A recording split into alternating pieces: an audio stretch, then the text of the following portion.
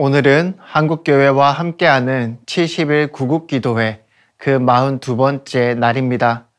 우리는 하나님께 순종해야 된다는 것을 잘 알고 있지만 순간순간 하나님의 말씀에 순종하지 못하며 살아갈 때가 너무나도 많이 있습니다. 순종하는 것이 힘든 가장 큰 이유는 내 생각이 합리적이라는 생각 때문입니다.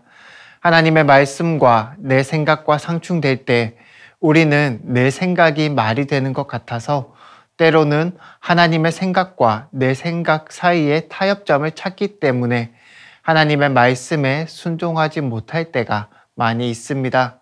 하지만 하나님의 일하심은 언제나 내 생각을 넘어설 때가 참으로 많습니다. 그래서 순종이라는 것은 우리에게 내 생각을 넘어서는 믿음을 요구하는 것이지요. 여리고성을 눈앞에 둔 이스라엘에게 하나님께서 요구하시는 것 또한 내 생각을 넘어 순종하는 모습과 그러한 태도입니다.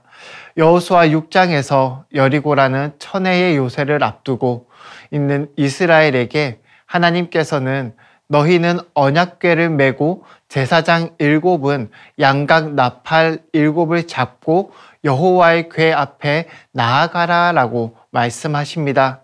순종은 인간의 방법과 하나님의 방법 중 선택하게 합니다.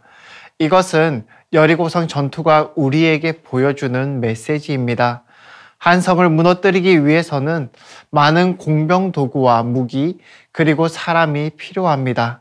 하지만 하나님께서 이스라엘에게 요구하시는 것은 이런 많은 것을 가지고 하나님의 싸움에 나가기보다는 하나님의 언약궤를 메고 언약궤와 함께 나아가는 것을 요구하고 있습니다. 코로나 팬데믹으로 너무나 어려운 시기를 지나고 있습니다. 하지만 하나님께서는 인생의 벽들을 통해 하나님이 우리와 함께하고 있음을 더욱 알기 원하십니다. 우리가 고민하고 걱정하는 문제들이 전혀 하나님께는 전혀 문제가 되지 않습니다.